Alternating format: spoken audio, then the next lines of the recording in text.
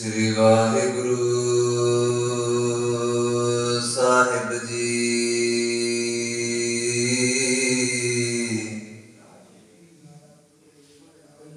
असंख जप असंख भाव, असंख पूजा, असंख तपताव, असंख ग्रंथ मुख वेद पाठ, असंख जोग मन रहै उदास, असंख भगत गुण ज्ञान विचार, असंख सती असंख दातार, असंख सूर मुँह पख सार,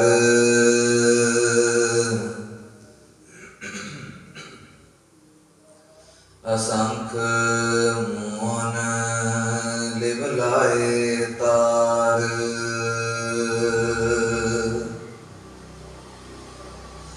उतरत कवण कहाँ विचार, वार्या न जामा एक बार, जो तुद भावै साई भली कार, तू सदा सलामत निरंकार।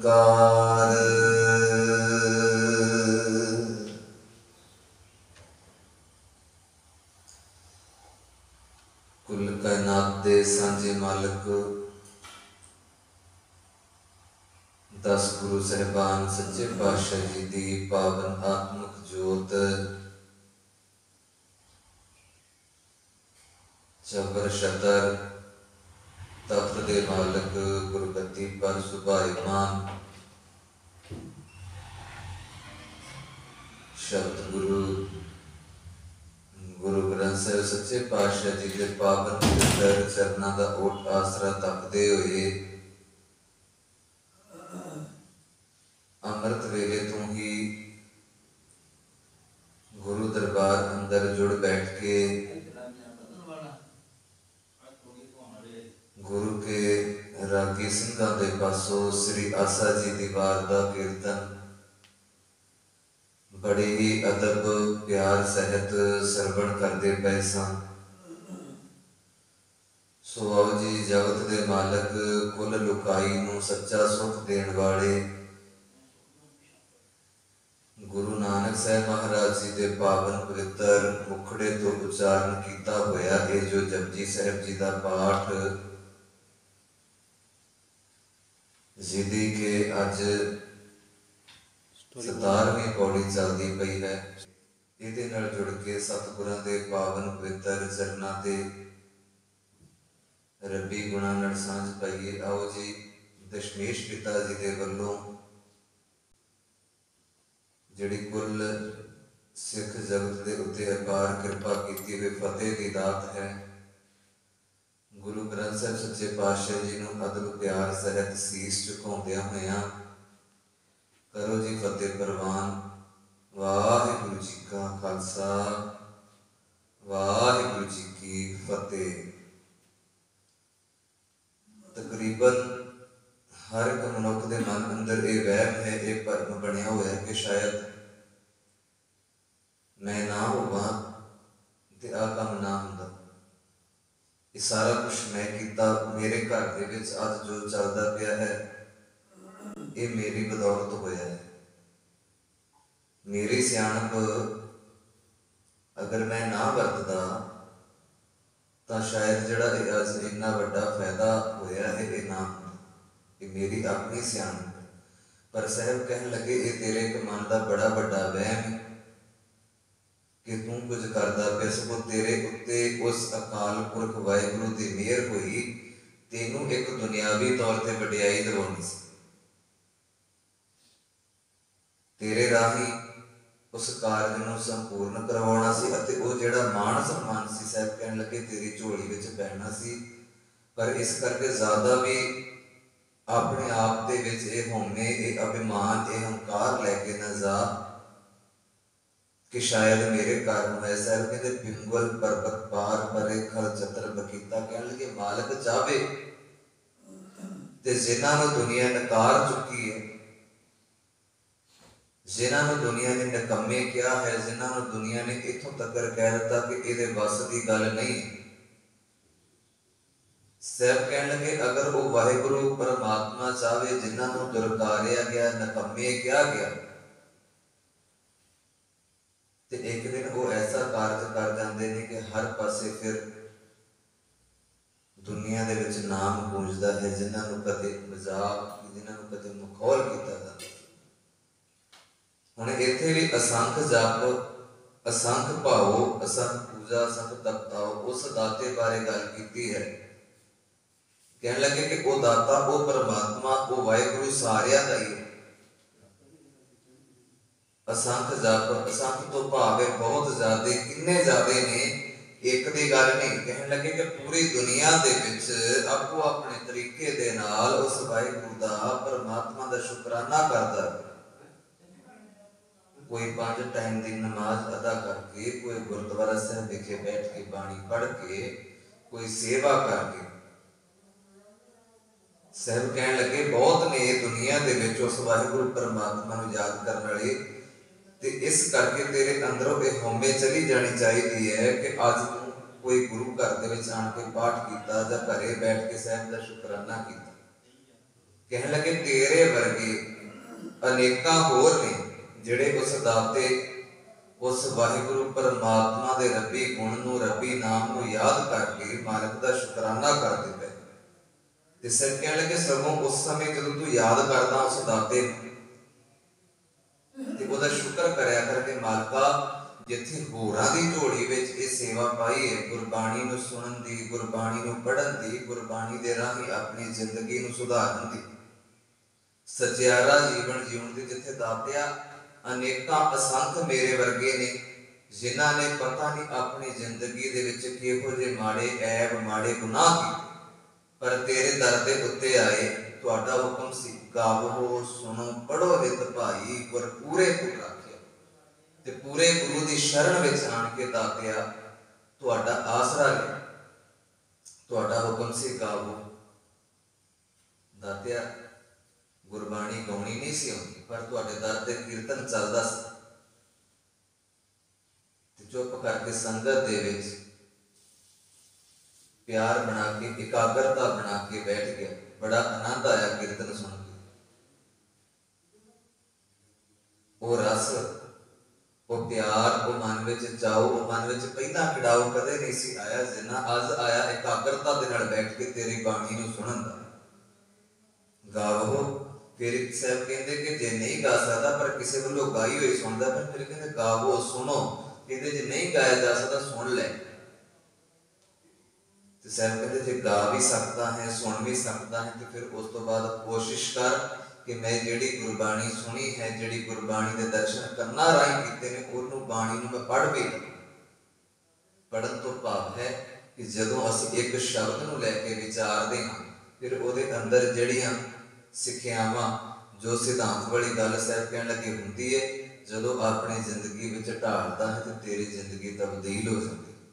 ਮਾਲਕ ਜੀ ਕਹਿਣ ਲੱਗੇ ਹਮੇਸ਼ਾ ਗੁਰਬਾਣੀ ਨੂੰ ਪੜ੍ਹਨ ਲੱਗਿਆ, ਵਿਚਾਰ ਲੱਗਿਆ, ਸੁਣਨ ਲੱਗਿਆ ਕਦੇ ਨਾ ਝਿਜਕੋ। ਜੇ ਕੋਈ ਗੁਰੂ ਦਾ ਪਿਆਰਾ ਕੀਰਤਨ ਕਰਦਾ ਪਿਆ ਹੈ, ਸਾਹਿਬ ਕਹਿਣ ਲੱਗੇ ਆਰਾਮ ਨਾਲ ਬੈਠ ਕੇ ਇੱਕ ਮਨ ਹੋ ਕੇ ਉਸ ਕੀਰਤਨ ਨੂੰ ਸੁਣ ਲਿਆ। ਜੇ ਤੈਨੂੰ ਆਪ ਨੂੰ ਖੁਦ ਨੂੰ ਗੁਰਬਾਣੀ ਪੜ੍ਹਨੀ ਆਉਂਦੀ ਹੈ ਤੇ ਸਤਿਗੁਰੂ ਕਹਿਣ ਲੱਗੇ ਆਪ ਪੜ੍ਹ ਲਿਆ ਕਰ। ਜੇ ਤੂੰ ਗਾਉਣੀ ਜਾਣਦਾ ਹੈ ਬਾਣੀ, ਤੇ ਮਾਲਕ ਜੀ ਕਹਿੰਦੇ ਹੋਰਾਂ ਨੂੰ ਵੀ ਗਾ ਗਾ ਕੇ ਸੁਣਾ, ਹੋਰਾਂ ਨੂੰ ਗੁਰਬਾਣੀ ਦਾ ਅੰਦਰ ਗਿਆਨ ਕੀ ਛੁਪਿਆ ਹੋਇਆ ਉਹ ਦੱਸਿਆ ਕਰ। ਸਤਿਗੁਰੂ ਕਹਿਣ ਲੱਗੇ ਜੋ ਗੁਰਬਾਣੀ ਨੂੰ ਗਾਵੇਂਗਾ ਤੈਨੂੰ ਪਤਾ ਲੱਗੇਗਾ, ਤੇਰੇ ਅੰਦਰ ਦੀ ਤਬਦੀਲੀ ਹੋ ਜਾਵੇਗੀ। ਤੇਰਾ ਮਨ ਜਿਹੜਾ ਕਲਪਦਾ ਸੀ ਕਦੇ, ਤੇਰਾ ਮਨ ਜਿਹੜਾ ਵਿਕਾਰਾਂ ਦੀ ਭੇਟ ਵਿੱਚ ਚੜਿਆ ਹੋਇਆ ਸੀ, ਸਤਿਗੁਰੂ ਕਹਿਣ ਲੱਗੇ ਉਹ ਤਬਦੀਲ ਹੋ ਜਾਵੇਗਾ। ਕਿੰਨਾ ਚੰਗਾ ਹੋਵੇ ਜੇ ਇਹ ਸਾਰਾ ਹੀ ਉਪਰਾਲਾ ਖੁਦ ਮਨੁੱਖ ਕਰਨਾ ਸ਼ੁਰੂ ਕਰ ਦੇਵੇ ਕਿ ਜੇ ਕਿਸੇ ਨੂੰ ਗੁਰਬਾਣੀ ਦੇ ਬਾਰੇ ਵਿੱਚ ਪ੍ਰੇਮ ਹੈ, ਪਤਾ ਹੈ, ਉਹ ਦੂਜਿਆਂ ਨੂੰ ਦੱਸੇ। ਗਾਵੋ, ਫਿਰ ਕਹਿਣ ਲੱਗੇ ਸੁਣਿਆ ਵੀ ਕਰੋ। ਗਾਵੀਏ, ਸੁਣੀਏ, ਮਨ ਰੱਖੀਏ ਭਾਵ। ਸਾਹਿਬ ਨੇ ਇੱਕ ਥਾਂ ਤੇ ਇਹ ਵੀ ਜ਼ਿਕਰ ਕੀਤਾ ਕਿ ਗਾ ਕੇ ਸੁਣ ਕੇ ਮਨ ਵਿੱਚ ਗੁਰੂ ਦਾ ਪਿਆਰ ਅਦਬ ਵੀ ਰੱਖਿਆ।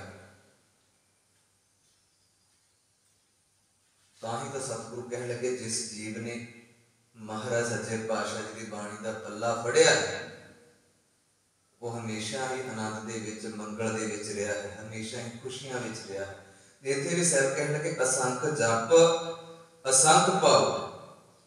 ਅਣਗਿਣਤ ਏਦਾਂ ਦੇ ਜੀਵ ਨੇ, ਅਣਗਿਣਤ ਏਦਾਂ ਦੇ ਮਾਲਕ ਪ੍ਰਮਾਤਮਾ ਨੂੰ ਪਿਆਰ ਕਰਨ ਵਾਲੇ ਨੇ, ਜਿਹੜੇ ਕਿ ਗੁਰਬਾਣੀ ਨੂੰ ਸੁਣਦੇ ਨੇ, ਗੁਰਬਾਣੀ ਨੂੰ ਵਿਚਾਰਦੇ ਨੇ, ਗੁਰਬਾਣੀ ਨੂੰ ਆਪਣੀ ਜ਼ਿੰਦਗੀ ਦੇ ਵਿੱਚ ਲੈ ਕੇ ਆਉਂਦੇ, ਗੁਰਬਾਣੀ ਨੂੰ ਆਪਣੀ ਜ਼ਿੰਦਗੀ ਦੇ ਵਿੱਚ ਢਾਲਦੇ ਔਰ ਸਾਹਿਬ ਦੇ ਦੱਸੇ ਹੋਏ ਸਿਧਾਂਤ ਨੂੰ ਅਪਣਾ ਕੇ ਉਸ ਦਾਤੇ ਦੀਆਂ ਅਕਾਲ ਪੁਰਖ ਦੀਆਂ ਖੁਸ਼ੀਆਂ ਪ੍ਰਾਪਤ ਕਰਦੇ।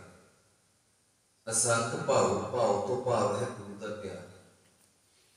ਤੇ ਸਾਹਿਬ ਕਹਿਣ ਲੱਗੇ ਜਿਹੜਾ ਗੁਰੂ ਨੂੰ ਸਦੀਵੀ ਤੌਰ ਤੇ ਆਪਣਾ ਮੰਨ ਲੈਂਦਾ, ਉਹ ਮਨ ਵਿੱਚ ਪਿਆਰ ਬਣਾ ਕੇ ਰੱਖਦਾ ਹੈ ਵਾਹਿਗੁਰੂ ਨਾਲ। ਮਨ ਵਿੱਚ ਉਹਦੇ ਇਹ ਹਰ ਸਮੇਂ ਵੇਗ ਚੱਲਦਾ ਰਹਿੰਦਾ ਹੈ ਕਿ ਕਦੇ ਏਦਾਂ ਦੀ ਮੇਰੇ ਤੋਂ ਗਲਤੀ ਨਾ ਹੋ ਜਾਵੇ ਕਿ ਪਰਮਾਤਮਾ ਦੇ ਨਾਲ ਮੇਰੀ ਬਿਰਥ, ਮੇਰੀ ਦੂਰੀ ਬਣ ਜਾਵੇ।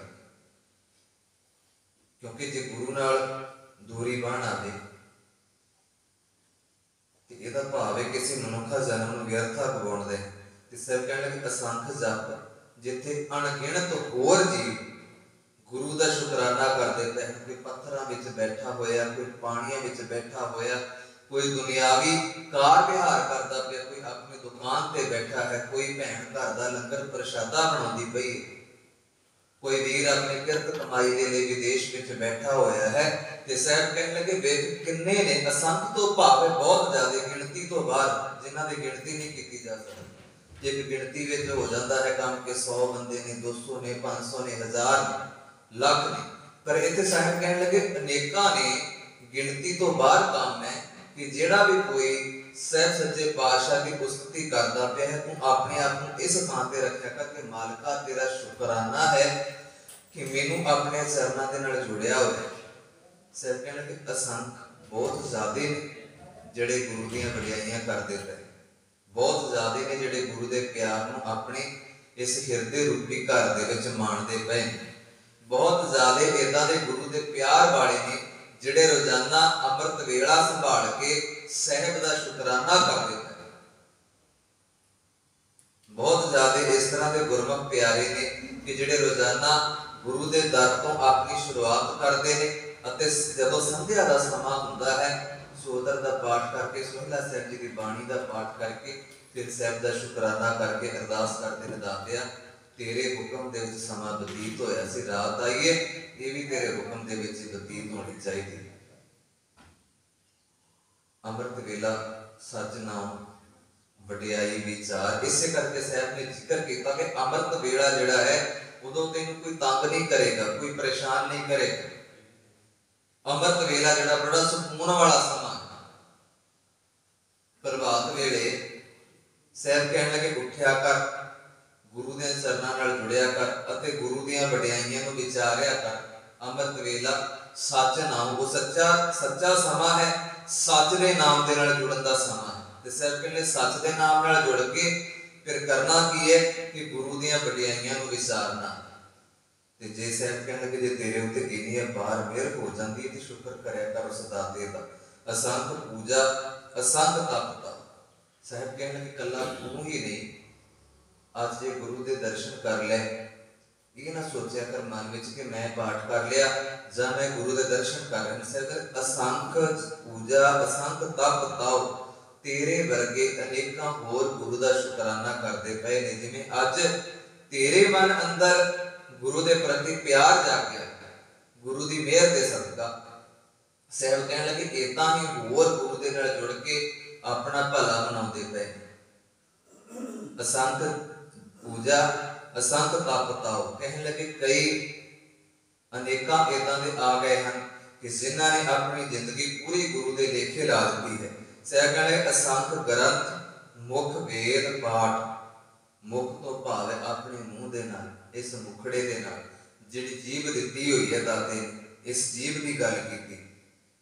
साहब कहने लगे अनेका गुरु के प्यारे इदां दे संसार विच आए कि जिन्होंने अपनी इस जीभ दे नाल उस मालक दाते का शुकराना किया, ते अनेका इदां दे भी आए जिन्होंने कदे उस दाते का शुकराना नहीं किया, सगों होरां दी बुराई इकट्ठी की, होरां दे माड़े कामां दा जिक्र करता रहा।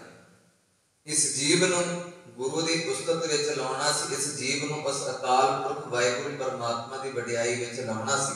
साहब कहण लगे कईयां ने यह काम चंगा काम नहीं किया, केवल भैड़ा मंदा कार्य करते रहे, सारी उम्र एक दूजे की चुगली झूठ निंदिया करते। ते साहब कहण लगे वो जीव जिहड़े ने गुरु दीआं सच्चियां खुशियां तो वांझे रह सकते। सतगुरु कहते असंख ग्रंथ मुख वेद पाठ, किन्ने ही इदां दे गुरु ने अपने प्यार नाल जोड़े हुए ने जिहड़े हमेशा गुरु के ग्रंथ की गल करते हैं, भाव के चंगी गुरु की सिक्ख्या को ग्रहण करके दाता जी के नाम के नाल जुड़ के बेअंत जीव ने जिन्हां ने अनेकों प्रकार के पाठ किए, कोई वेदां तो पाठ करता पे है, कोई ग्रंथों तो पाठ करता पे है। असंत जोग मन रहे उदास, कहने लगे कई योग साधना करके, कई योग साधना करके कहते हैं कि असी उस दाते उस परमात्मा वाहिगुरू नूं खुश करांगे, ते कई उदास रहंदे ने, चुप रहंदे ने दुनिया विच, कि किसी नूं कुछ ना मंदा बोलीए ते ना किसी नूं कुछ मंदा सुनीए। असंख जोग मन रहे उदास। साहब कहने लगे आपो अपने तरीके दे नाल संसार दे विच दुनिया गुरु नूं खुश करन ते लगी हुई है। साहब कहने लगे जे तेरे उत्ते गुरु की कृपा हो जाती है, बाणी पढ़न दी सेवा करन दी ते मालिक दा शुकराना करे। जे तू आज बाणी पढ़ चुकिया है, गुरु की संगत कर चुकिया है, कीर्तन सुन चुकिया है, ते मालिक जी कहने लगे हमेशा उस वाहिगुरू परमात्मा का शुकराना करके दाते नूं बेनती करया कर मालिका ये समा कदे खत्म ना होवे, ये समा जिहड़ा है तेरे दर दे नाल इदां ही जुड़िया रहण दा जिहड़ा सुभागा समा अज प्राप्त होया है, मैं चाहना सदीवी तौर पर ही बनिया रहे, क्योंकि साध संग जो तुम्हें मिलायो तो सुनी तुम्हारी बाणी आनंद भया पेखत ही नानक प्रताप पुरख निर्वाणी। कहते जिहड़ा आनंद जिहड़ा अज दिल नूं मन नूं ठहराओ मिले, जिहड़ा अज सुकून प्राप्त होया साहब जी वो पहला कदे प्राप्त नहीं सी होया। तुहाडी संगत विच बैठ के, तुहाडी संगत करके, तुहाडे प्यारिਆਂ ਦੇ मुख तो गुरु दे हर जस ਨੂੰ सुन के मन जिहड़ा कल्पदा सी, बिलकदा सी, तड़फदा सी, वो बिल्कुल शांत हो गया। साध संग जो तुम्हें मिलायो, कहने लगे कि हे मेरे परमात्मा मेरे रब्बा इदां दी संगत हमेशा ही बुलांदा है, इदां दी संगत हमेशा ही करदा, सोहना सुभागा समा मैनूं बख्शदा रही कि जिहदे विच तेरे रखी गुण मैं हमेशा गाउंदा रहां, हमेशा सुनदा रहां, हमेशा तेरियां वडियाइयां करदा रहां, हमेशा तेरी उस्तत कर करके जीदा रहां। तो सुनी तुम्हारी बाणी, कहते तुहाडी बाणी नूं सुनने वास्ते दाता जी मैं एक मनुखा जिहड़ा तुसीं मैनूं जामा बख्शिया सी उहदे राहीं कुछ नेक कार्ज कर लेने चाहुंदा। ते साहिब कहण लगे जे सच्चे गुरु की संगत प्राप्त हो जाती तो उन्होंने बार बार नमस्कार करे, बार बार उस दाते का शुकराना करे। नारायण नरपत नमस्कार है, ऐसे गुरु को बल बल जाइए आप मुक्त मोहे तारे। कहते कि एहो जे नारायण, एहो जे परमात्मा, एहो जे गुरु तो हमेशा बल बल जाना चाहिए, क्योंकि वो आप ते मुक्त है, वो हर एक दुनियावी लालच तो मुक्त है, हर एक दुनियावी विकार तो मुक्त है, हर एक दुनियावी प्रीति तो वो दाता वो अकाल पुरख परमात्मा मुक्त है। साहब कहने लगे शुक्र करया कर परमात्मा दा कि तेरे कोले ऐसा सच्चा सुच्चा गुरु है तू उस अकाल पुरख वाहिगुरु परमात्मा के चरणों के नाल जुड़ के उस मालिक की आराधना करके शुकराना करदा पिया। ऐसे गुरु को बल बल जाइए आप मुक्त मोहे तार। नित्य मालिक जी कहते गुरु सच्चा ना मिले ਉਹਦੇ ਤੋਂ बिना संसार ਵਿੱਚ ਹਨੇਰਾ ਹੀ ਹਨੇਰਾ है। मन अंदर हनेरा पसरिया रहता है। गुर बिन घोर अंधार गुरु बिन समझ न आवे। गुर बिन सुरत न सिद्ध गुरु बिन मुक्त न पावे। कहने लगे जे झूठा गुरु मिल गया अपने नाल जोड़न वाला मिल गया ते तेरी जिंदगी विच ते पहला ही हनेरा सी ते नाल इहो जिहा मंदा जिहड़ा आप लालची है, जिहड़ा आप स्वार्थी है, जिहड़ा आप धर्म दे दुनिया दे विच आण के धार्मिक तौर ते दूजियां दा शोषण करदा पिया। धर्म दा ओट आसरा लैके धर्म दे नाम उत्ते डरा के धर्म दे नाम उत्ते कल्पा के सहब कहने लगे तुहाडे दिलां विच सहम पैदा करदा पिया। वो तैनूं आप ते डुब्बे डुब्बिया नाल तैनूं भी लै डुब्बेगा। गुर बिन घोर अंधार गुरु बिन समझ ना आवे। गुर बिन सुरत ना सिद्ध कहने लगे तैनूं सुरती भी नहीं रहनी। सुरत तो भाव है साडे मन दे विच सोच, मन की सोचण शक्ति जिहड़ी ते गुरु ग्रंथ साहिब सच्चे पातशाह सानूं हर एक साडे वहम दा, हर एक भरम दा, हर एक पखंड दा जवाब दिंदे पए। साहब ने हर एक साडी दुनिया दे जो कर्म कांड असीं अपना के चलदे पए सन, गुरु नानक साहब महाराज सच्चे पातशाह ने पूरी जपजी साहब के अंदर एक गल उत्ते हमेशा जोर दिता कि सचियारा सिख बन के रहना है। सचियारे तो भाव है जीवन का उच्चा सुच्चा गुरु दे कहे हुए हुक्म के मुताबिक चलने वाला जी की जिंदगी विच ना कोई डर है, ना कोई पखंड है, ना कोई वहम है ते ना कोई भरम है। साहब कहने लगे कि गुरु दे गुण गा के सच्चे मालिक दे नाल जुड़ के परमात्मा दे रब्बी गुणां नूं इस बाणी दे विचों लभ्या कर। गुर बिन घोर अंधार गुरु बिन समझ न आवे। कहते सच्चे गुरु तो बिना तैनूं समझ नहीं आवेगी ते ना ही तेन सुरत आवेगी। तेन पता नहीं लगेगा कि संसार विच मैं आया किहड़े कारज लई सी। संसार दे विच आया तां मैं दाते दा शुकराना करन दे लई सी, आया उस मालिक दे वल्लों आनंद प्राप्त करन दे लई, सदा खेड़ा लैण दे। पर मालिक जी कहने लगे कुछ जिंदगी दे विच इदां दे असूल धारण कर लै जिन्हां दे करके हमेशा मन विच डर लग्या रहा अते वो कर्म कांड हमेशा करता है। गुरु नानक साहब ने तीर्थां ते जा जा के अज्ञानता दे हनेरे विच जिहड़े फसे हुए सन जीव उन्हां नूं कढे। गुरु अमरदास महाराज सच्चे पातशाह भी यही सारा कुछ करते। गुरु अंगद साहब महाराज भी यही कुछ करते। ऊंच नीच का वितकरा जिहड़ा सी उन्होंने खत्म कर दे। गुरु के लंगर की मर्यादा एक कर दी कि बादशाह अकबर वर्गे जो कहते सन कि असीं जगीर भेंट करना चाहते हैं ते साहब कहने लगे कि गुरु का सच्चा सुच्चा लंगर है जिहदे विच बराबरता का दर्जा दिता जाए। ये किसी एक परिवार वालों नहीं चलाया जाएगा। इत्थे हर एक दे तिल फुल भेंटा हाजिर होनी चाहिए। भावें कोई माया की ज्यादा गिणती विच आवे ते भावें वो अपनी जेब चों एक रुपया भी लेके जावे। मालिक जी कहने लगे मैनू बराबर है, लखां बड़ियां दे भी बराबर है। ओदा अंदरों मन किहो जिहा है, हंकार ते नहीं, अंदरों मन किदां दा है। साहब कहने लगे मैं ज्यादा चीज़ां उत्ते नहीं डोलदा, मैं तो अगले दा मन वेखदा। इस करके साहब ने उन्हें जवाब दिता कि गुरु दा लंगर जिहड़ा है संगत दी तिल फुल भेटां दे नाल चलेगा, ना कि किसी एक घर दी जगीर दे नाल जां एक घर दी माया दे। मालिक ने इन्ना मान सारियां नूं दिता है। साहब सच्चे पातशाह सबना दा मान रखते हुए सबना नूं सन्मान दिंदे हुए एक वचन उचारदे कि गुरु तेरा सच्चा ते सचियारा होना चाहिए है। ते वो गुरु होना चाहिए जिहड़ा आप अज्ञानता तो दूर होवे, आप वहमां तो, आप पखंडां तो, आप भरमां तो दूर होवे। ते गुरु अमरदास साहब जी दे समय बड़ा पखंड सी। जातां दा वितकरा एक दूजे नूं नीवां विखाया जांदा सी ते गुरु नानक साहब सच्चे पातशाह जी दे समय भी इहो कुछ चलदा पिया सी। पर साहब ने एक बारी भी अपनी जिंदगी च कर्म कांड ना कीता ते ना करन दिता। मालिक जी कहते सच्चा गुरु लभ ले। सच्चे गुरु वास्ते तेनू किते दूर जाण दी जरूरत नहीं, तेरे कोले रब्बी अमोलक खजाना पिया है मौजूद। गुरु अर्जन साहब जी की कृपा दे ਜ਼ਰੂਰਤ ਹੈ ਉਸ ਰੱਬੀ ਖਜ਼ਾਨੇ ਨੂੰ ਉੱਠ ਕੇ ਵੇਖਣ ਦੀ, ਉਹਦੇ ਵਿੱਚੋਂ ਗਿਆਨ ਪ੍ਰਾਪਤ ਕਰਨ ਦੀ, ਉਹਦੇ ਵਿੱਚੋਂ ਕਈਆਂ ਗੱਲਾਂ ਨੂੰ, ਸਿਧਾਂਤ ਵਾਲੇ ਵਿਚਾਰਾਂ ਨੂੰ ਅਪਣਾਉਣ ਦੀ।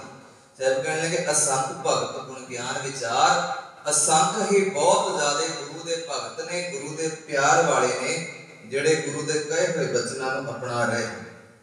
ਅਸੰਖ ਭਗਤ ਗੁਣ ਗਿਆਨ ਵਿਚਾਰ, ਗੁਰੂ ਦੇ ਗੁਣਾਂ ਨੂੰ ਵਿਚਾਰ ਲੈ। ਹੁਣ ਇੱਥੇ ਗੁਣਾਂ ਦੀ ਗੱਲ ਆ ਗਈ। ਗੁਣ ਕਿਹੜੇ ਨੇ? ਮਾੜਾ ਗੁਣ ਜ਼ਿੰਦਗੀ ਦੇ ਵਿੱਚ ਕੋਈ ਪ੍ਰਾਪਤ ਨਹੀਂ ਕਰਨਾ ਚਾਹੇਗਾ, ਕਿਉਂਕਿ ਪਤਾ ਹੈ ਜੇ ਮਾੜਾ ਗੁਣ ਪ੍ਰਾਪਤ ਕਰਕੇ ਸਮਾਜ ਵਿੱਚ ਜਾਵਾਂਗੇ ਤੇ ਸਮਾਜ ਵਿੱਚ ਸਾਡੀ ਹਾਜ਼ਰੀ ਹੋਵੇ। ਹੁਣ ਇੱਥੇ ਸਾਹਿਬ ਸੱਚੇ ਪਾਤਸ਼ਾਹ ਨੇ ਚੰਗੇ ਗੁਣਾਂ ਦੀ ਗੱਲ ਕੀਤੀ। ਕਹਿਣ ਲੱਗੇ ਗੁਰੂ ਦੇ ਅਮੋਲਕ ਬਚਨਾਂ ਨੂੰ ਵਿਚਾਰ ਕੇ, ਗੁਣ ਗਿਆਨ ਵਿਚਾਰ, ਇਹ ਤਿੰਨ ਸ਼ਬਦ ਵਰਤੇ ਨੇ। ਪਹਿਲਾਂ ਕਿਹਾ ਗੁਰੂ ਦੇ ਰੱਬੀ ਗੁਣਾਂ ਨੂੰ ਅਪਣਾ ਲੈ, ਫਿਰ ਕਹਿਣ ਲੱਗੇ ਤੈਨੂੰ ਗਿਆਨ ਹੋਣਾ ਚਾਹੀਦਾ ਅੰਦਰੋਂ, ਤੈਨੂੰ ਇਹ ਸਮਝ ਹੋਣੀ ਚਾਹੀਦੀ ਕਿ ਰੱਬ ਦੇ ਗੁਣ ਕਿਹੜੇ ਨੇ। ਤੇ ਸਾਹਿਬ ਜੀ ਕਹਿਣ ਲੱਗੇ ਫਿਰ ਉਹਨਾਂ ਰੱਬੀ ਗੁਣਾਂ ਨੂੰ ਜਿੱਥੇ ਆਪਣੀ ਜ਼ਿੰਦਗੀ 'ਚ ਢਾਲਦਾ ਹੈ, ਉੱਥੇ ਨਾਲ ਬੈਠੇ ਹੋਏ ਆਪਣੇ ਨਾਲ ਜਿੰਨੇ ਹੋਰ ਵੀ ਨੇ ਉਹਨਾਂ ਨਾਲ ਵੀ ਵਿਚਾਰ ਕਰੇ। ਸ਼ੁਕਰ ਕਰਿਆ ਕਰ ਕਿ ਤੈਨੂੰ ਸਮਝ ਪੈ ਗਈ ਉਸ ਰੱਬੀ ਗੁਣਾਂ ਦੀ। ਤੇ ਸਾਹਿਬ ਕਹਿਣ ਲੱਗੇ ਅੱਗੇ ਚੱਲ ਕੇ ਜਿਹੜਾ ਕੋਈ ਤੇਰੀ ਸੰਗਤ ਕਰਦਾ ਹੈ, ਤੇਰੇ ਨਾਲ ਮਿਲਾਪ ਕਰਦਾ ਹੈ, ਤੇਰੇ ਨਾਲ ਜੁੜਦਾ ਹੈ, ਤੇਰੇ ਨਾਲ ਬੈਠਦਾ ਹੈ, ਦਾਤਾ ਜੀ ਕਹਿਣ ਲੱਗੇ ਉਹਦੇ ਕੋਲੇ ਵੀ ਜਾ ਕੇ ਰੱਬੀ ਗੁਣਾਂ ਦੀ ਸਾਂਝ ਪਾਇਆ। ਅਸੰਖ ਅਨੇਕਾਂ ਰੱਬ ਦੇ ਗੁਣ ਨੇ, ਇੱਕ ਗੁਣ ਨਹੀਂ ਹੈ। ਦਾਤਾ ਹਮੇਸ਼ਾ ਜਿਹੜਾ ਕਦੇ ਪਰਮਾਤਮਾ ਦਾ ਸ਼ੁਕਰਾਨਾ ਵੀ ਨਹੀਂ ਕਰਦਾ, ਉਹਦਾ ਵੀ ਦਾਤਾ ਭਲਾ ਕਰਦਾ। ਸਾਹਿਬ ਕਹਿੰਦੇ ਪਰਮਾਤਮਾ ਵਿੱਚ ਬੜੇ ਗੁਣ ਨੇ, ਤੇਰੇ ਕਵਨ ਕਵਨ ਗੁਣ ਕਹਿ ਕੇ ਗਾਵਾਂ ਤੂੰ ਸਾਹਿਬ ਗੁਣੀ ਨਿਧਾਨਾ, ਤੁਮਰੀ ਮਹਿਮਾ ਬਰਨ ਨਾ ਸਾਕੂ ਤੂੰ ਠਾਕੁਰ ਪੂਜ ਭਗਵਾਨਾ, ਬੇਅੰਤ ਬੇਅੰਤ ਗੁਣ ਤੇਰੇ ਕਿਤ ਗਾਵਾਂ ਰਾਮ ਮਾਲਕਾ। ਇਹਨੇ ਗੁਣ ਨੇ ਕਿਹੜਾ ਕਿਹੜਾ ਮੈਂ ਗਾ, ਜੀਵ ਇੱਕੋ ਹੈ ਪਰ ਗੁਣ ਤੇਰੇ ਬਹੁਤ ਨੇ। ਜੀਵਾ ਏਕ ਕਵਨ ਗੁਣ ਕਹੀਏ ਬੇਸ਼ੁਮਾਰ, ਬੇਅੰਤ ਸੁਆਮੀ ਤੇਰੋ ਅੰਤ ਨਾ ਕਿਨਹੀ ਲਈਏ। ਕੋਟ ਪ੍ਰਾਤ ਮਾਰੇ ਖੰਡੋ ਅਨਕ ਵਿਧि ਸਮਝਾਵੋ, ਹਮ ਅਗਿਆਨ ਅਲਪ ਮਤ ਥੋਰੀ ਤੁਮ ਆਪਨ ਬਿਰਦ ਰਖਾਵੋ। ਸਾਹਿਬ ਕਹਿੰਦੇ ਜਦੋਂ ਇਦਾਂ ਦੇ ਮਾਲਕ ਅੱਗੇ ਤਰਲੇ ਭਰੇ ਬੋਲ ਲੈ ਕੇ ਆਇਆ ਕਿ ਹਮ ਅਗਿਆਨ, ਅਸੀਂ ਅਗਿਆਨੀ ਹਾਂ, ਸਾਡੇ ਕੋਲੇ ਇੰਨੀ ਸਮਝ ਨਹੀਂ ਹੈ ਕਿ ਤੁਹਾਡੀ ਇਸ ਬਾਣੀ ਨੂੰ ਸਮਝ ਸਕੀਏ, ਤੁਹਾਡੇ ਗੁਣਾਂ ਨੂੰ ਆਪਣੇ ਆਪ ਅਪਣਾ ਸਕੀਏ। ਹਮ ਅਗਿਆਨ ਅਲਪ ਮਤ ਥੋਰੀ ਤੁਮ ਆਪਨ ਬਿਰਦ ਰਖਾਵੋ। ਦਾਤਿਆ ਤੁਸੀਂ ਆਪ ਹੀ ਵੇਰ ਕਰਕੇ, ਜਿੱਦਾਂ ਮਾਂ ਬੱਚਿਆਂ ਨੂੰ ਸਮਝਾਉਂਦੀ ਹੈ ਕਿ ਪੁੱਤਰ ਮਾੜਾ ਕੰਮ ਨਹੀਂ ਕਰਨਾ, ਪਿਤਾ ਆਪਣੇ ਬੱਚਿਆਂ ਨੂੰ ਹਮੇਸ਼ਾ ਸਮਝਾਉਂਦਾ ਹੈ ਕਿ ਕਿਸੇ ਮਾੜੀ ਸੰਗਤ ਦੀ ਭੇਟ ਨਾ ਚੜ ਜਿਓ, ਕਿਸੇ ਨਸ਼ੇ ਕਰਨ ਵਾਲੇ ਦੀ ਭੇਟ ਨਾ ਚੜ ਜਿਓ, ਕਿਸੇ ਚੋਰੀਆਂ ਕਰਨ ਵਾਲੇ ਦੀ, ਮਾੜੇ ਕੰਮ ਕਰਨ ਵਾਲਿਆਂ ਦੀ ਸੰਗਤ ਨਾ ਕਰ। ਤੇ ਦਾਦਾ ਜੀ ਮੇਰੀ ਤਾਂ ਇਹ ਬੁੱਧੀ ਹੀ ਬੜੀ ਮਾੜੀ ਹੈ, ਬੜੀ ਤੁਸ਼ ਦੀ ਬੁੱਧੀ ਹੈ, ਤੇ ਤੁਸੀਂ ਆਪ ਹੀ ਮੇਰਾ ਭਰਿਆ ਹੱਥ ਰੱਖ ਦਿਓ ਕਿ ਮੇਰੇ ਵਰਗੇ ਪਸ਼ੂ ਬਿਰਤੀ ਵਾਲੇ ਮਨੁੱਖ ਦਾ ਭਲਾ ਹੋ ਜਾਵੇ। ਪਸ਼ੂ ਪ੍ਰੇਤ ਮੁਕਤ ਕੋ ਤਾਰੇ। ਦਾਤਿਆ ਤੁਸੀਂ ਤੇ ਸਭ ਦਾ ਭਲਾ ਕਰਦੇ ਪਏ ਹੋ। ਅਨੇਕਾਂ ਜਿਹੜੇ ਮੁਕਤ ਨੇ, ਅਨੇਕਾਂ ਜਿਨ੍ਹਾਂ ਦੀਆਂ ਪਸ਼ੂਆਂ ਵਰਗੀਆਂ ਬਿਰਤੀਆਂ ਨੇ, ਜਿਨ੍ਹਾਂ ਦੇ ਪੱਲੇ ਹੀ ਕੁਝ ਨਹੀਂ ਸੀ, ਦਾਤਿਆ ਤੁਸੀਂ ਤੇ ਉਹਨਾਂ ਦਾ ਵੀ ਭਲਾ ਕਰਦੇ ਪਏ ਹੋ। ਤੇ ਮੇਰੀ ਵੀ ਤੁਹਾਡੇ ਸਰਨਾ ਅੱਗੇ ਅਰਦਾਸ ਹੈ ਕਿ ਤੁਹਾਡੇ ਗੁਣ ਬੜੇ ਨੇ, ਤੁਹਾਡੇ ਗੁਣ ਅਨੇਕਾਂ ਨੇ, ਮੈਂ ਗਾ ਨਹੀਂ ਸਕਦਾ, ਪਰ ਜੇ ਤੁਹਾਡੀ ਮਿਹਰ ਹੋ ਜਾਵੇ ਤੇ ਮੇਰੀ ਇਸ ਜੀਵ ਤੋਂ ਵੀ ਹਮੇਸ਼ਾ ਤੁਹਾਡਾ ਸ਼ੁਕਰਾਨਾ ਚੱਲਦਾ ਰਹੇ।